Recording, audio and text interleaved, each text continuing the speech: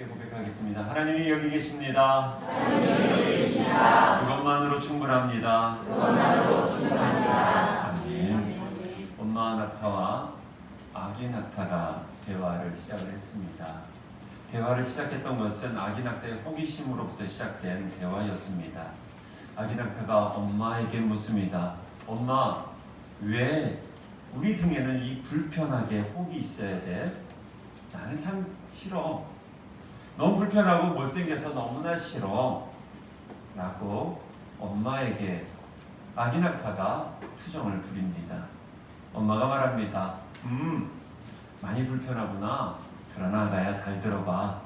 우리가 사막을 걸어갈 때 꼭 필요한 것이 있는데 바로 이 혹이야.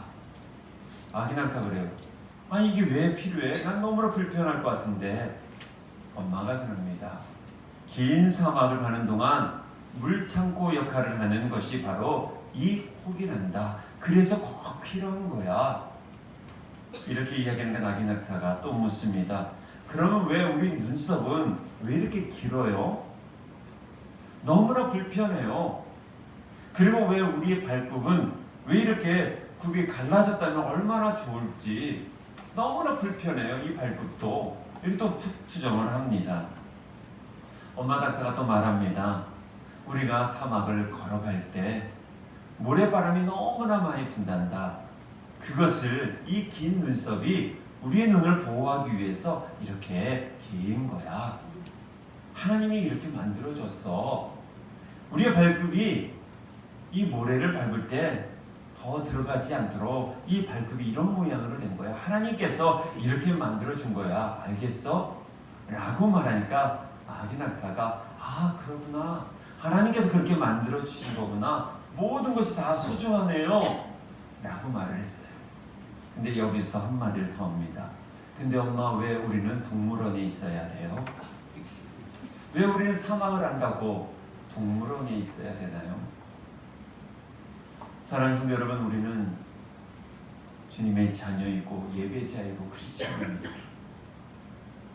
우리는 교회 안에 갇혀있는 존재들이 아닙니다. 우리의 믿음 생활은 이 교회에서 하는 것이 아닙니다. 우리는 세상으로 나아가야 됩니다. 근데 왜 우리끼리 서로 사랑을 하고, 사랑을 해야 되겠죠. 근데 왜 세상에 나가는 걸 두려워하고 고난을 받는 것을 왜 이렇게 무서워하고 있습니까? 우리의 믿음은 세상에서 확증을 받아야 될 것이고, 우리가 가지고 있는 이 믿음은 세상 사람들 앞에서 증명되어져야 하는 것입니다. 믿음이 있다고요? 그 믿음을 어디서 증명할 것입니까? 근데 우리 스스로 계속 울타리를 만들어요. 우리가 선택을 합니다. 세상은 너무 힘들어. 저 사람과 관계 맺는 건 너무나 어려워. 그래서 우리는 계속 우리끼리 있는 것을 좋아하고, 우리끼리 찬양하는 것을 좋아하고, 우리끼리 예배하는 걸 너무나 좋아합니다. 그러나 하나님께서는 우리를 그렇게 부르시지 않으셨죠. 우리는 군사로 부르셨습니다. 우리 세상에 나가서 여러분들의 삶의 자리에서, 여러분들의 가정에서, 세상의 문화 속에서 우리는 크리스찬으로서 증명해 나가야 되는 것이죠. 사랑하는 여러분, 우리는 고난을 통해서 받는 은혜와 아픔을 통해서 주시는 하나님의 위로의 힘을 바로 세상에서 증명하면서 살아가야 하는 것이에요. 우리는 이것은요, 이 교회는 잠시 오는 휴게소 같은 것이에요. 어떻게 보면 충전소와도 같은 것 같은 느낌이 들어요. 예배를 통해서 은혜를 받고 우리는 어디로 가야 됩니까? 삶의 자리로 가야 돼요.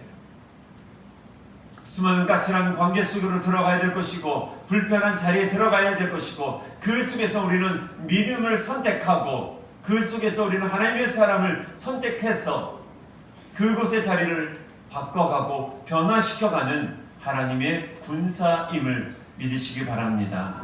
그런데 우리는 이 모든 것을 선택하면서 살아가야 돼요. 우리가 세상에 나가서 살아갈 것인지, 세상에서 아니면 우리는 그냥 그리스도인끼리 우리끼리 살아야 되는 것을 선택을 해야 됩니다. 끊임없이 선택하고 끊임없이 우리는 결정하면서 살아가야 되는데, 이런 영적 전쟁도 우리는 선택을 해야 돼요. 내가 영적 전쟁을 하지 않겠다 하면 여러분들 그냥 편안하게 살아갈 수 있어요. 예수 믿으면 편하고요? 복 받는다고요? 아니요. 예수 믿으면 끊임없이 불편한 거예요. 예수 믿으면 끊임없이 힘든 거예요. 그걸 어떻게 해야 됩니까? 우리는 결정하셔야 돼요. 오늘 예배 가운데 나오셔서 우리는 그걸 선택해야 됩니다. 불편한 자리를 선택하셔야 되는 거고요. 힘든 자리를 우리는 선택해서 나아가는 것이 성도요, 그리스도의 군사인 것이에요. 군사가 편합니까? 군인이라는 자체가 힘겨운 거예요. 군인이라는 자체가요, 고난이고요, 어려움인 것입니다. 제한이 있고요, 불편함을 감수해야 되는 것이죠. 이것을 여러분 오늘 선택하셔야 돼요. 한 주간 유람선을 타고 생활할 것인지, 아니면 전투선에 탑승해서 영적 전쟁을 할 것인지는 오늘 여러분들은 결정하셔야 되는 거예요. 그것 따라 여러분들의 인생과 믿음의 깊이는, 넓이는 달라질 것입니다. 여전히 난 유람선을 선택한다면 우리는 편안하게 나아갈 것이에요. 그러나 그 속에서는 하나님을 경험할 수는 없을 것입니다. 세상에 편안함을 느낄 수 있겠지만 평안을 느낄 수는 없을 것입니다. 사랑하는 여러분, 영적 전쟁을 치르실 것을 결정하실 것인지, 아니면 세상 속에서 동화되어 살아갈 것인지, 어떻게 선택하실 것인지 오늘 이 시간에 여러분들은 결정하셔야 될 것이에요. 하나님은 우리에게 이러한 것을 결정하라고 끊임없이 권면하고 있습니다. 빌립보서 2장 13절에 보면 이런 말씀이 있습니다. 너희 안에 행하시는 이는 하나님이시니 자기의 기쁘신 뜻을 위하여 너희 안에, 우리 안에 소원을 두고 행하게 하시나니 라는 표현이 있습니다. 이 말씀이 무슨 뜻입니까?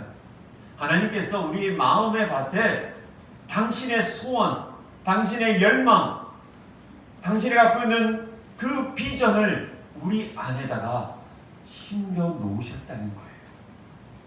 그 심겨 놓은 것부터 시작해서 하나님은 일하신다고 성경은 말해주고 있는 거예요. 저와 여러분들 안에 하나님께서는 깊은 내면 속에 하나님의 소원, 자연을 숨겨 놓으셨어요. 하나님의 꿈이 여기 안에 있는 거예요. 우리 믿음 안에 있는 거예요. 그런데 문제는 내가 어떠한 것을 선택하냐에 따라서 그 하나님의 소원이 내 삶 가운데 일어나는 것이고, 아니면 하나님의 소원은 그냥 사장되어져 가는 것이에요. 그것을 여러분들이 선택하셔야 돼요. 근데 대다수 우리 안에 욕심으로 우리가 가득 차 있기에 내 욕심으로 하나님의 그 소원의 씨앗을 우리가 말라 비틀어지게 만든다는 거예요. 그걸 내가 선택한다는 거예요. 정말 내 소원인지 하나님의 소원인지를 잘 몰라서 잘못 결정해서 하나님의 꿈을 내 안에서 그냥 자라나지도 못하게끔 내가 만든다는 것이에요. 요즘 한국교회에서 불고 있는 긍정적인 부분이 하나 있어요. 그것이 바로 작은 교회 운동입니다. 저는 이것을 매우 지지하고 우리 교회도 이러한 모델로 가야 된다고 저는 생각하고 있어요. 저는 그래서 여러분들이 조직신학을 좀 공부를 해야 되는데, 특히 교회론에 대해서 잘 정립을 해야 한다고 생각이 되어져요. 왜냐하면 교회론에 따라서 그분의 신앙이 달라지기 때문에 그렇습니다. 예전에는 한 1980년대에서 90년대 초반까지만 해도 교회를 크게 이렇게 나눕니다. 대형 교회와 대형 교회가 되고 싶어하는 교회, 이렇게 크게 두 개로 나눠져 있었어요. 그래서 많은 목회자들이 대형 교회가 되고 싶어 합니다. 그러다 가운데 하나님의 꿈인지 비전인지를 헷갈려서 자기의 생각대로 교회를 이끌어가는 목회자들이 참 많이 있었습니다. 그래서 교회를 무리하게 이끌어가고 교회를 지었죠. 그런 가운데 하나님의 꿈이 아니고 하나님의 소원이 아닌 가운데 교회가 경매가 되어지고, 그 경매된 교회가 이단의 교회로, 이단 교회로 넘어간 것이 빌리지에 있었어요. 이거는 목회자의 잘못된 생각과 판단입니다. 그리고 그것을 동조했던 수많은 팔로워들의 문제이기도 합니다.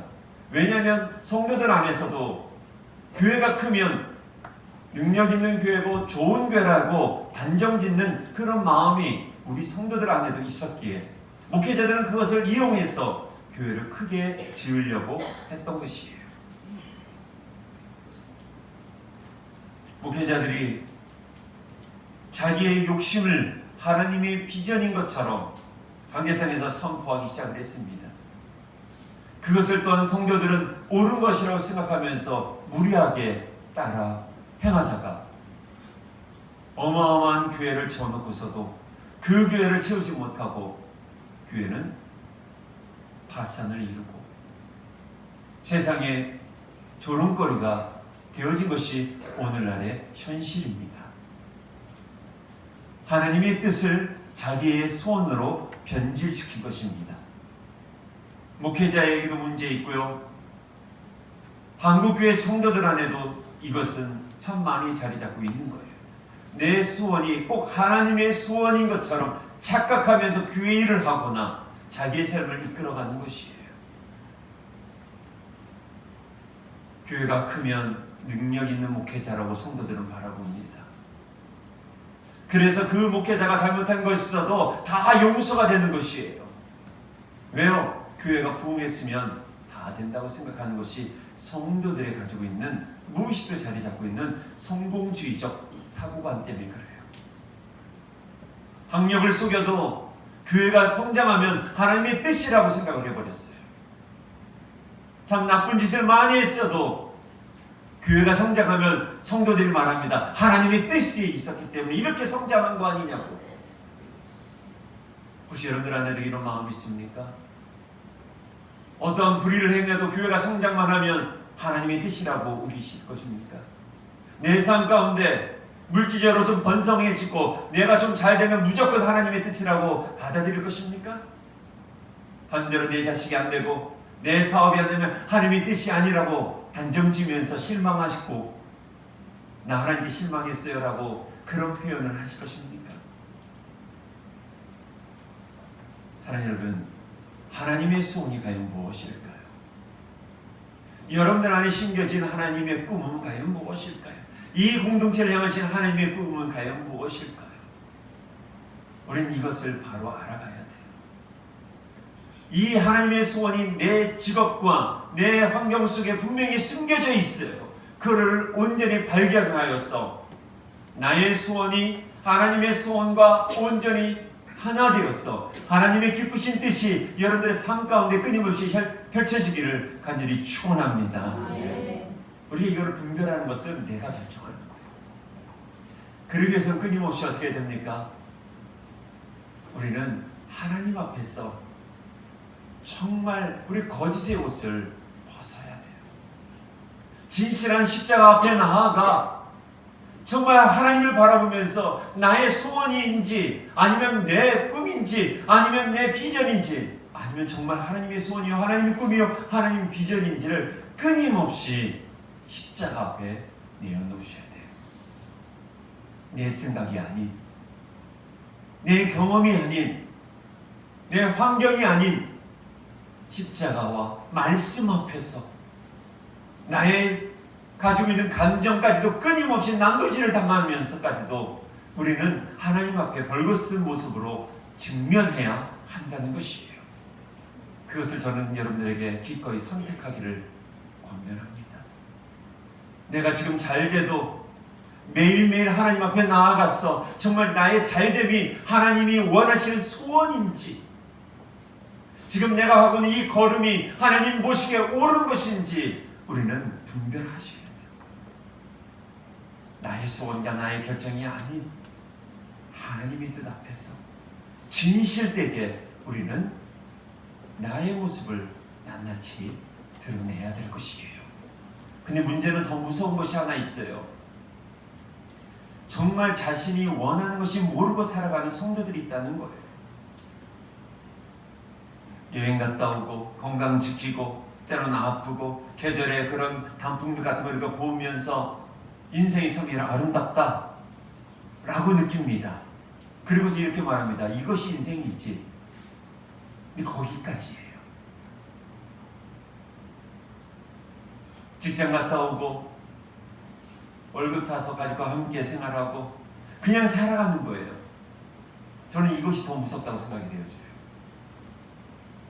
왜 이렇게 무섭고 슬픈 이야기냐면 분명히 하나님께서 여러분들 안에 가슴 뛰게 하는 일들을 심겨 놓으셨는데 하나님의 소원을 분명히 안에다 넣어놨는데 그것이 무엇인지는 모르고 살아가는 거예요. 분명히 우리 안에 감춰진 하나님의 보화가 있는데 그 보화를 발견하지 못하고 그냥 살아가는 거예요. 사랑하는 여러분, 하나님은요 우리 안에 여러분들을 향하신 하나님의 소원이 있어서 그것을 여러분들의 믿음의 질그릇 안에다가 심어 놓으셨어요. 부디 이 소원을 분별해서 그것을 발견하여서 하나님의 소원을 이루고 또한 하나님께서 주시는 은혜와 복을 누릴 수 있는 하나님의 사람이 되기를 간절히 소망합니다. 네. 오늘 본문에도 나오는 사도 바울이 소원이 있었어요. 사도 바울의 소원은 예수 믿은 후에 변화되었었죠. 예수 믿기 전에는 이러한 소원이 있었어요. 내가 예수 믿는 사람 다 때려 죽이겠다. 유대적 관점을 가지고 있었기에 이것이 옳은 것이라고 생각하여 열심을 냈었죠. 그러다 다메섹에서 하나님을 만나고 주님을 만나면서 내가 끝까지 해야 될 것이 복음 증거라는 것을 알게 되었어요. 그래서 갖고 있는 소원이 뭐냐면 로마에 가서 복음을 전하는 것. 이것이 사도 바울의 소원이었어요. 그리고 그 소원이 하나님의 소원인 것을 알게 되어서 그는요 그 소원을 이루기 위해서 1차, 2차, 3차, 4차 계속 전도 여행을 다닙니다. 전도 여행을 다니면서 매도 맞고요. 정말 죽기 일보 직전까지 간 적도 있었고요. 굶주린 적도 있었고요. 강도를 만난 적도 있고요. 수많은 어려움이 있었어요. 그러나 하나님의 소원과 자신의 소원이 하나 되었기에 그 고난도 그 소원을 이겨내지 못했기에 사명 따라 끝까지 가잖아요. 사랑하는 여러분, 이것이 우리가 빨리 발견해야 될 이유가 여기 있는 거예요. 하나님께서 여러분들의 가정과 여러분들의 삶과 여러 일터 가운데 분명히 하나님께서 하나님의 소원을 다 심어놓으셨어요. 그 소원을 우리가 발견하면 그 소원과 나의 소원이 하나 되어질 때 어떠한 고난이 오고 어떠한 힘듦이 오고 때로는 죽음을 앞에 둔다 할지라도 그 사명을 가지고 그 소원을 이루려고요 끊임없이 달려간다는 것이에요. 이것이 소원이 있는 사람과 그냥 열심을 가진 사람의 차이가 여기 있어요. 그냥 열심히 있는 분은요 조금 상처받고요 사람들에게 상처받으면요 그냥 멈춰버려요. 그러나 하나님의 소원을 이루고 그것을 발견한 사람은요 어떠한 고난이 있어도요 가는 거예요. 이게 믿음인 거예요. 오늘 성가대의 찬양 믿음으로 걸어갈 때 주님이 내 손 잡아주시잖아요.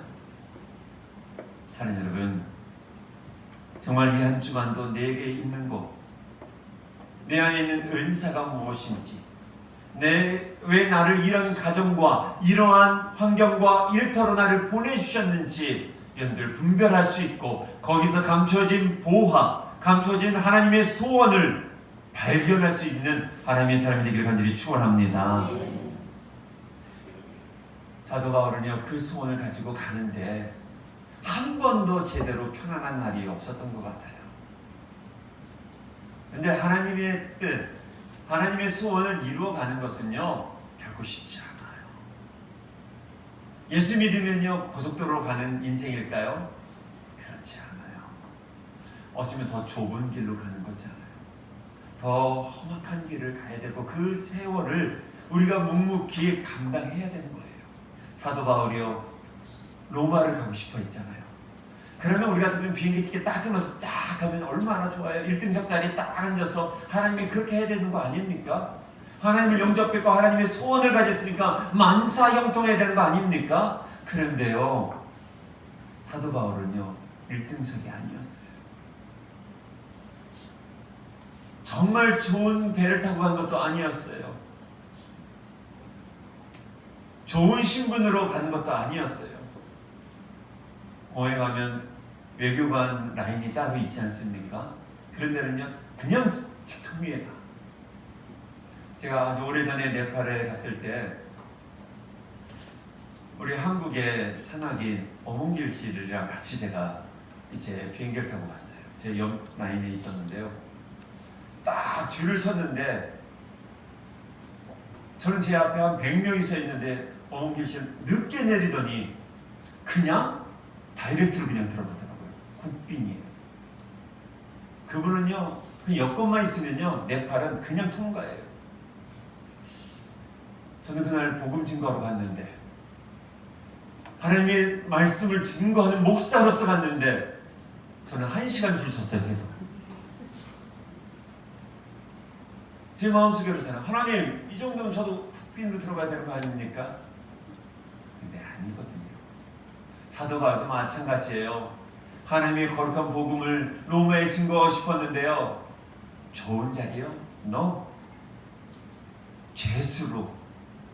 죄수로 배에 탑승을 해요. 그 배는요 섬을 걸쳐 가면서 장사하는 그런 배에 사도 바울이 탑승을 한 거예요. 그리고 사도 바울이 성경의 본문을 쭉 읽어보면 지금 출발하면 안 되는 시점인데도 불구하고 이 선주가 장사를 하기 위해서 감행을 해버려요. 그래서 어떤 고난이 찾아옵니까? 유라굴로라는 광풍, 어마어마한 광풍을 만나게 되어 죽는 직전까지 가게 되는 거예요.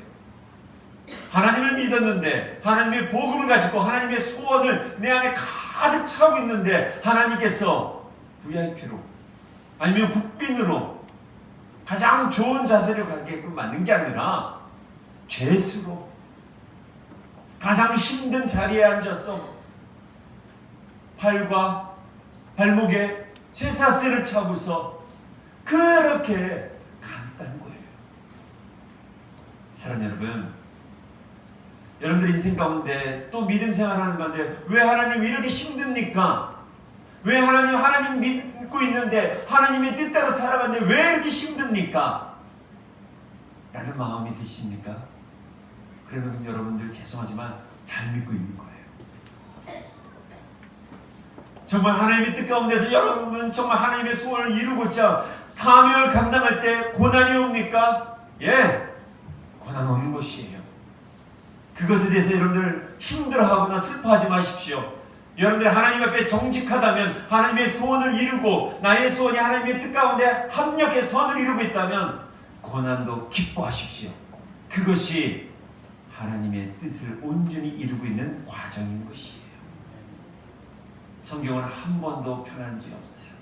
다니엘이요 기꺼이 선택하잖아요. 하루에 3번 기도하는 것. 하나님을 향해서 3번 기도하겠다 결단했으니까 하나님이 복 주셔야 되잖아요. 근데 어떻게 됩니까? 사람들의 고재질로 인해서 친구들과 함께 때로는 어떤 사람들은 사자굴에 들어가고 이러한 어려움을 겪게 되는 거예요. 사람은 하나님의 뜻 가운데 하나님의 수업 가운데 결정을 했다면 사람은 믿음으로 걸어가십시오. 고난이 올 겁니다. 그러나 기뻐하십시오. 하늘의 상급이 큰 줄 믿습니다. 하나님 우리에게 소원을 두고 때로는 고난도 주시고요. 때로는 힘겨운 길을 걷게끔 만드실 거예요. 그때 사랑하는 여러분 지혜로운 결정을 할 수 있기를 간절히 소망합니다. 그러기 위해서 우리는 과연 어떻게 결정을 할 수 있을까? 오늘 그 말씀을 함께 나누고자 합니다. 첫 번째로 말씀과 설교를 통해 먼저 은혜를 받아야 한다는 거예요. 왜냐하면 우리가 은혜를 입었을 때 하나님의 뜻 안에서 바른 결정을 주로 하더라는 거예요. 은혜 입은 분이 하나님의 소원을 선택할 경우가 매우 높아요. 그래서 먼저 말씀의 은혜를 받아야 된다는 것이에요. 지중해는요, 우리나라와 좀 다르게 9월경에 태풍이 온다고 합니다. 이것을 사도 바울은 이미 알고 있었던 사람이에요. 그래서 단호하게 이야기를 합니다. 우리 오늘 읽진 않은데 10절 한번 말씀 보도록 하겠습니다. 27장 10절 우리 함께 읽어보도록 하겠습니다. 시작. 말하되 여러분이여 내가 보니 이곳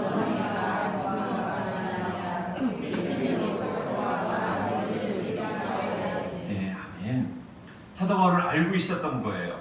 지금 떠나면 안 된다는 걸 알고 있었던 거예요. 그래서 매우 중요한 이야기를 사람들에게 이야기를 했어요. 근데 사람들이 어떻게 됩니까?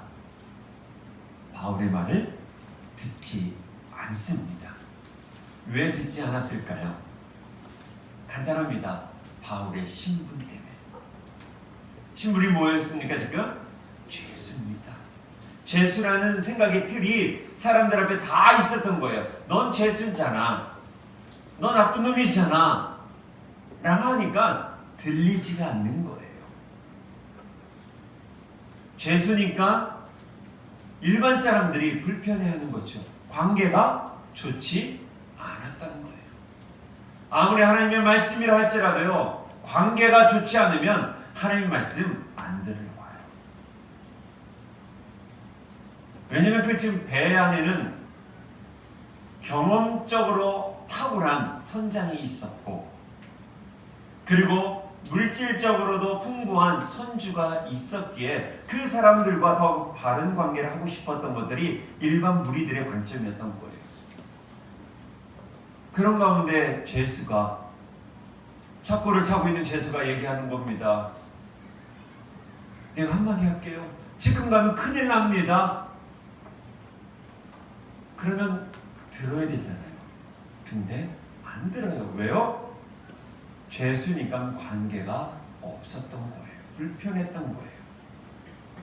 사랑하는 여러분, 우리들의 신앙의 성장은, 그리고 무엇인가를 결정할 때 가장 중요한 것은 대다수 많은 분들이 말씀을 통해서 은혜를 받고요, 그리고 결정을 합니다. 말씀의 은혜를 받은 분이 기도하는 가운데 결정하고 그것을 행동으로 이행을 합니다. 근데 그 말씀을 누구에게 듣습니까? 죄송하지만 먼저 목회자를 통해서 말씀을 듣습니다. 목회자와 좋은 관계가 있으면요, 설교의 은혜를 기본적으로 받아요.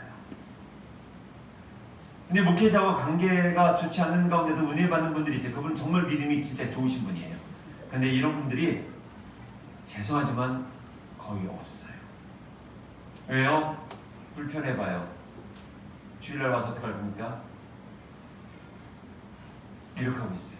저는 이런 분을 많이 만나봤어요. 그것도 맨 앞에 앉아 또. 그러니까 설교자가 얼마나 부담스럽습니까? 이렇게 하고서요, 다리 딱 보고서 안 쳐다봐요. 그냥. 이런 분들이 앞에만 한 3분, 4분 포진하고 있어봐요. 근데 이분이 과연 은혜를 받을까요? 목회자와 관계가 불편하신 분들 정말 죄송하지만 빨리 회복해야 돼요. 그리고 저도 노력하려고 합니다. 왜요? 목사를 싫어하면 정말 죄송하지만 하나님 말씀을 듣지 않아요. 그리고 속으로 뭐래요? 니나 잘하세요. 그리고 귀 막고 눈 감아버려요. 그러니까 어떻게 됩니까? 누구 손해입니까? 목회자 손해도 있지만 그분만 손해예요. 왜요? 목사를 믿지 않으니까 하나님의 말씀도 믿지를 않아요. 그래서 왜 교회 나오냐? 그냥 나오는 거예요. 관계 때문에. 누구 관계요? 편한 관계가 있기에. 목회자가 불편해도 교회는 나올 수 있어요. 왜요? 다른 관계가 좋은 분들이 또 있기 때문에. 그분 때문에 나오는 거예요. 그래서 그분이 아내일 수도 있고요, 남편일 수도 있고요, 아니면 남선교회. 그래서 제가 전에 있던 교회는요, 예배당은 안 올라와요. 교회 카페에서 테레비로 이렇게 보는 분이 있어요. 그분은 목사님과 손도 안 잡아요. 그런데 교회 활동을 너무나 잘해요. 왜요? 남성교회가 너무 끈끈하게 너무 좋은 거예요. 그래서 제가 물어봤어요. 아니 집사님, 이 정도면 교회 떠나야 되는 거 아닙니까? 제가 좀 돌직구처럼 잘 던지는 스타일인데요. 근데 그분이 그러더라고요. 아이고, 제가 깔아놓은 축의금이 얼마인데 목사님. 아, 정말 세속적인 그리스도인이었어요. 교회 욕을 참 많이 해요. 근데 못 떠나요. 왜요? 축의금을 20년간 넣기 때문에. 이제 곧 자기 아들이 결혼하기 때문에. 과연 그분에게 믿음이 있을까요? 하나님의 말씀을 통해서 은혜를 과연 받을까요? 예, 성령께서 엄청 강하게 역사하면 은혜 받겠죠. 그러나 그렇지 않아요. 이 부분을 목사로서 말씀드리기 참 저도 부담스럽고 어렵습니다. 그러나 이건 사실이기 때문에 그렇습니다. 교회 안에 보편적으로 기복신앙을 가지신 분들이 은혜를 제일 많이 받아요. 왜 그랬는지 아십니까? 왜 그분들이 설교에 은혜를 받을까요? 하나님께서 왜 또 그런 분들에게 또 복을 주실까요? 오해하지 마시고요. 목회자가 훌륭해서가 아니라 그분의 자세가 좋기 때문에 은혜를 받는 거예요. 은혜 받는 분들 중에 대다수가 목사님을 통해서 하나님께서 말씀해 주신다는 것을 그렇게 믿고 있는 분들이 많아요. 목사가 훌륭해서가 아닙니다. 목사도요, 연약하고 또 연약한 존재고요. 죄인 중에 괴수가 목회자입니다. 그런데 우리 교회 목사님을 통해서 하나님의 말씀을 대언하는 도구로 우리 목사님을 세워주셨구나 라고 믿기에 말씀드릴 때 대해서 아멘 아멘 하는 거예요. 인격자로서는 부족합니다. 목사가 얼마나 부족합니까? 참 못났습니다. 그런데도 하나님의 말씀을 대언하는 분이라고 믿고 있어요. 그렇기 때문에 그분이 은혜를 받는 것이고 또한 하나님의 복을 누리는 것이에요. 그런데요, 목회자의 관계가 불편해져 봐요. 근데 이것을 누가 하냐면요, 마귀가 합니다. 마귀는요, 분열의 영이에요. 그래서 선포되는 하나님의 말씀을 못 듣게 목회자와의 관계를 불편하게 만듭니다. 그래서 귀를 닫아버려요. 이 시간에 혹여나 목회자를 통해서 상처를 받으신 분들이 있다면 회복하기를 소원합니다. 목회자로서 안타까운 것은 저를 미워도 상관은 없습니다. 그러나 선포되어지는 하나님의 말씀은 아멘을 받을 수 있기를 저는 축원합니다. 그리고 좋은 관계를 맺으려고 저도 노력할 거고 여러분들도 노력해 주셔야 돼요. 그래야지만 여러분들이 복을 받아요. 그래서 여러분들 이전에 있었던 교회에서 상처받았던 분들이 있다면 빨리 그분도 용서해 주셔야지 저도 받아들이더라고요. 제가 이 교회 왔을 때 한 분이 목회자인 저에게 가까이 오지는 않더라고요. 알고 봤더니 목회자를 통해서 받은 상처가 있었기에 방어 기제를 쓰고 있는 거예요. 그러니까 제 설교가 들어오지 않는 거죠. 제자 교육을 통해서 그분이 저에게 고백하더라고요. 이제 목회자를 용서하고 싶다고. 그로부터 말씀이 들어왔다고, 들려지기 시작했다고 고백한 것을 저는 경험한 적이 있어요. 사랑하는 여러분, 목회자와 껄끄러운 마음을 갖고 계신다면 이것을 용납해 주시고 용서하소서. 하나님의 말씀을 하나님의 말씀으로 받을 수 있기를 간절히 축원합니다. 어떤 분이 이런 분이 있어요. 제가 잘나서도 아니고요. 이분은 우리 교회를 등록한 날을 늘 기념해서 1년에 한 번 저에게 밥을 사주시는 분이 있어요. 이렇게 얘기하는 것은 등록하신 분들 제가 등록 카드를 아직도 다 갖고 계십니다. 이승대 장로님 지난주에 등록했었으니까 내년 이맘때 저 짜장면 사주십시오. 여러분들 그분이 참 고마워요. 그러면서 저한테 그런 얘기를 해요. 하나님의 말씀을 듣게 해주셔서 고맙다고. 비싼 거 사다가 해서가 아니라 목회자를 통해서 주신 은혜를 기억하는 이분의 아름다운 모습. 사랑하는 여러분, 우리들 안에 이러한 교제가 있었으면 좋겠어요. 여러분들의 부서의 교육자들, 이제 점점 교회가 커지면 교구 목사님들이 생겨질 것인데 교구 목사님과 좋은 관계를 맺으십시오. 또한 좋은 리더들과 우리 나무지기들과 또한 선교회 회장님들과 좋은 관계를 우리 함께 맺었으면 좋겠어요. 더 나아가 우리 지체들과 좋은 관계를 맺으면요, 목사가 죄송하지만 죽 써도요 그 죽도 맛있다고 하실 거예요. 그래서 교회가 좋다고 말을 하는 거예요. 근데 관계가 한번 불편해지면요 점점 멀어져 갑니다. 멀어져 가네요. 점점 멀어져 가요. 자기 스스로 마음의 문을 닫아버리기 시작하죠. 그러면요 지체들의 간증도 들리지 않고 목회자의 선포된 말씀도 들리지 않아서 그분은 결국 신앙을 버리는 그러한 결과가 초래하더라고요. 사랑하는 여러분, 그래서 제가 여러분들에게 권면합니다. 등록하신 지 1년 되신 분들은 저에게 데이트 신청하십시오. 제가 밥 사드릴게요. 2년차 이상이신 분들은 1년에 한 번 저 밥 사주세요. 저 된장찌개 되게 좋아합니다. 제일 좋아하는 건 집밥입니다. 여러분들 집으로 저를 초대해 주세요. 우리 교육자들을 초대해 주세요. 반찬은 3가지 이상하면 안 갑니다. 여러분들 이렇게 해서 교육자들과 함께 말씀을 또 나누고 삶의 간증을 나눠 그로 인해서 하나님의 말씀이 더 잘 들리고 그래서 더 좋은 결과, 좋은 결정을 할 수 있기를 간절히 축원합니다.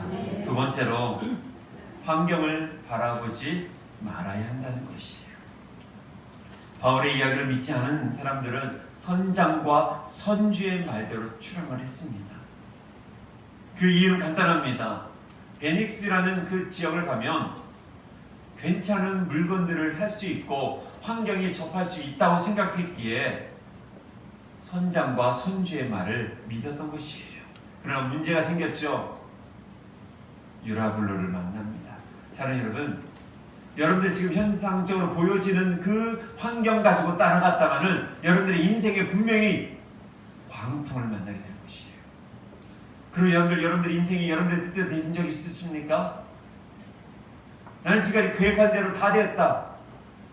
그런 분 계십니까? 저는 그분을 제가 이제부터 하나님으로 믿고 싶습니다. 그러나 우리는 그 누구도 지금까지 내 계획대로 내 인생을 살아본 적이 없어요. 특히 내 환경대로 따라가다가는 결코 우리 인생 가운데는 항상 유라블로라는 광풍을 만나게 되어 있습니다. 왜요? 하나님이 틀으시기 원하시기 때문에. 하나님께서 하나님의 소원을 이루기 위해서 때로는 광풍을 우리에게 주시거든요. 그 광풍을 만나기 전에 우리는 하나님을 바라볼 수 있는 믿음이 있기를 간절히 소망합니다. 18절부터 19절 말씀 보면 이렇습니다. 우리가 풍랑으로 심히 애쓰다가 이튿날 사공들이 짐을 바다에 풀어 버리고 사흘째 되는 날에 배의 기구를 그들의 손으로 내버립니다. 하나님께서 이렇게 철저하게 내려놓게 만드시는 거예요. 이것이 우리들의 인생이에요. 내가 고집했고 내가 꼭 간직하고 싶은 거, 그러나 하나님께서 그거를 다 내려놓게 하실 때가 있어요. 왜요? 환경을 보지 않고 나를 바라보라고 하시는 하나님의 사인이거든요. 이것을 여러분들이 분별하고 이것을 선택할 수 있는 은혜가 있기를 간절히 소망합니다. 사랑하는 여러분, 환경은요 끊임없이 바뀌는 거잖아요.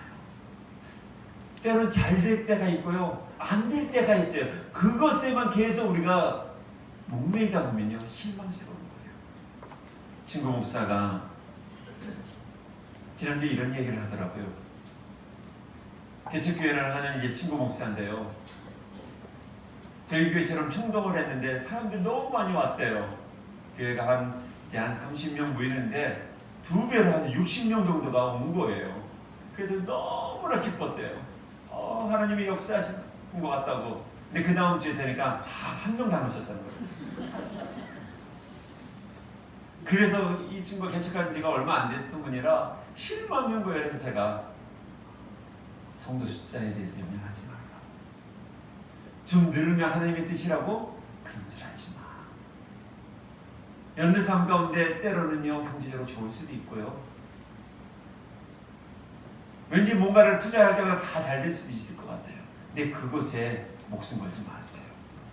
우리가 유일하게 목숨 걸 것은 예수 그리스도 한 분밖에 없음을 믿으시기 바랍니다. 좀 잘 됐다고 우쭐할 필요 없어요. 그렇다고 여러분들 실망하지도 마십시오. 여러분 삶 가운데 안 되는 일이 더 많은 거예요. 세상이요, 여러분들 개인적으로 구원관도 있지만요, 공동체의 구원관이 있고요, 공동체의 악이라는 게 있어요. 이 사회 구조 자체가 악일 수가 있어서요, 우리가 아무리 열심히 되어도 여러분들이 경제적으로 안 될 수도 있어요. 그때마다 여러분들 희망하고 힘들어 하실 겁니까? 누군가가 상처 준 말할 때마다 그때마다 매일매일 힘들어 하실 것입니까? 그럼 언제 주님 바라보시려고요? 누군가 또 좋게 얘기해주고 좀 격려해주면 또 헤헤거리면서 하나님의 뜻이 나와 함께 하시는 것 같아 그렇게 우쭐하게 그렇게 표현하실 겁니까? 아니에요. 사랑하는 여러분, 이스라엘 가 있는 우리 김승아 전사 기억하시죠? 이 가정이 이스라엘 선교사로 가겠다고 결정을 했고 여러 가지 준비를 했는데 많은 부분들이 자주 안 됐었죠. 그런 가운데 우리 김승아 전사가 이제 암에 걸렸습니다. 선교사를 가려면 건강검진을 반드시 해야 되는데 그때 딱 걸린 거예요. 암이래요. 그래서 우리가 병원 가서 기도도 하고 위로도 했지 않습니까? 여러분들 같으면 어떻게 표현하겠습니까? 아, 이거 하나님의 뜻이 아니겠지? 이렇게 고난을 주면서 가다 하나님께서 나를 이렇게 하실까? 우리 그렇게 생각하지 않겠습니까? 여러분들 삶 가운데 계속 브레이크가 걸려질 때 여러분들 어떻게 생각하시겠습니까? 어떤 결정을 하시겠습니까? 이거 하나님의 뜻이 아닌가? 그러나 김승환 전사는요, 하나님의 뜻인가 아닌가에 대한 고민을 하지 않았어요. 더 확신을 가졌어요. 하나님이 보내실 위해 훈련시킨 거다. 그래서 어떻게 됩니까? 다쳐요. 고난은요, 우리의 신앙의 선택을 더 단순하게 만듭니다. 그 고난을 통해서 우리는 하나님이 계획하신 그 소원이 무엇인지를 더 선명하게 볼 때가 더 많이 있어요. 중요한 건 내가 기도를 선택할 거냐 안 할 거냐에서 차이 나는 것뿐이에요. 그런 고난 가운데 기도를 선택하면요, 더 선명하게 비전이 보여질 것이고 길이 보여질 것이에요. 그러나 그 속에서 절망하고 가는 길을 멈춰버린다면 끝까지 우리는 하나님의 소원을 이루지 못할 것입니다. 사랑하는 여러분, 환경을 보고 결정하지 마십시오. 가끔씩 이러한 분들이 있어요. 이런 현상 보여주면 하나님, 저 이렇게 갈게요. 하나님 뜻대로 바랄게요. 그런 사행성 믿음을 갖지 마십시오. 신앙은 로또가 아닙니다. 어떤 분이 그러더라고요. 목사님 기도해 주세요. 왜요? 제가 로또를 샀는데 이거에서 건축 헌금 낼게요. 차라리 그 5,000원을 저에게 주십시오. 그랬어요. 제가. 여러분들, 우리 하나님 그런 하나님 아니에요. 힘든 고난 속에서 정말 어린 우리 성도들 한 사람 한 사람, 우리 청년들 한 사람 한 사람 함께 조금씩 오병이어의 역사가 일어나는 것이지, 한 사람이요 10억을 헌금하고요, 그러면 그 교회는요 하나님이 주인이 아니라 10억을 낸 분이 하나님이 되버려요. 사랑하는 여러분, 환경 따라 신앙생활하지 마시고 상황 따라서 여러분들이 믿음을 선택하는 것이 아니라 우리는 하나님만 바라보고 결정하는 거예요. 그래서 우리가 던져야 될 본질이 있습니다. 첫 번째로, 내가 하는 이 일이 하나님께 영광이 되는가? 이것이 하나님 보시기에 토부가 될 수 있는지에 대해서 끊임없이 질문을 던지고 선택하셔야 돼요. 두 번째로, 이 일이 교회의 덕이 되는가? 이 공동체의 토부가 되는가? 라는 질문을 던져서 거기서 결정을 하셔야 돼요. 세 번째로 이것이 나와 우리 가정의 유익이, 우리 가정의 신앙의 유익을 주는가, 이것을 선택하셔야 돼요. 사랑하는 여러분, 당장의 이익이나 환경의 기쁨은 우리에게 줄 수 있어요. 그러나 그것은 영원할 수가 없습니다. 선장과 선주가 처음에 남풍이 불었을 때는 참 좋았을 것입니다. 그러나 반대편에 오는 유라굴로를 만났을 때 모든 것을 다 버릴 수밖에 없었던 거예요. 사랑하는, 혹시 지금 남풍이 살살 불어서 왠지 잘 된 것 같습니까? 교만하지 마십시오. 다시 우리는 멈춰서서 이것이 하나님 보시기에 토부인지, 이것이 내 신앙의 토부가 되고 있는지를 분별하셔야 돼요. 그것을 선택할 수 있기를 간절히 축원합니다. 말씀을 정리하고자 합니다. 정말 은혜를 받기 원한다면 목회자와 좋은 관계를 회복하십시오. 제가 팁을 드리겠습니다. 제가 제일 좋아하는 것이 뭔지를. 저는 기도하는 사람을 제일 좋아합니다. 저는 예배하는 사람을 참 좋아합니다. 기도하는 사람과 교제하는 것을 저는 너무나 기뻐하고 예배자들과 교제하는 것을 가장 행복해하는 사람입니다. 제가 좋아하는 건 뭔지 알겠죠? 그리고 저는 된장찌개를 좋아합니다. 사랑하는 여러분, 우리 기도의 자리에 함께 있으면 좋겠어요. 목회자의 눈에 항상 함께 기도의 자리에 머물러 있고 예배의 자리에 머무르는 성도가 됐으면 좋겠어요. 그런 성도를 이 목사는요, 정말 죄송하지만 매일매일 그분을 위해서 기도하거든요. 사랑하는 여러분, 저는 언제 눈에 하트가 나오냐? 간단합니다. 예배하는 자, 기도하는 자, 정말 간증하는 자, 하나님의 역사를 경험한 자들의 그 이야기를 들을 때마다 제 눈에는 하트가 나옵니다. 그리고 작은 하트 때는 된장찌개 먹을 때랑, 그 된장찌개 먹은 후 커피를 사주신 분에게 작은 하트도 날아갑니다. 사랑하는 여러분, 부족하고 연약한 목사입니다. 그리고 우리 교육자들입니다. 우리 리더들은 아직도 연약하고요, 말 실수도 할 수 있는 리더들입니다. 그러나 사랑하는 여러분, 그리스도의 사랑으로 용납해 주시고 우리 서로 부족함을 알기에 우리 서로 사랑한다면 우리 지체를 통해서 하나님이 말씀하시는 것을 알고 그 은혜대로 우리가 바른 결정을 할 줄 믿습니다. 두 번째로 상황과 형평을 보지 말고 예수 그리스도를 바라보며 나아가서 정말 바른 결정, 하나님 보시기에 좋은 토부를 늘 이루어갈 수 있는 하나님의 사람이 되길 주의 이름으로 축원합니다. 기도하겠습니다.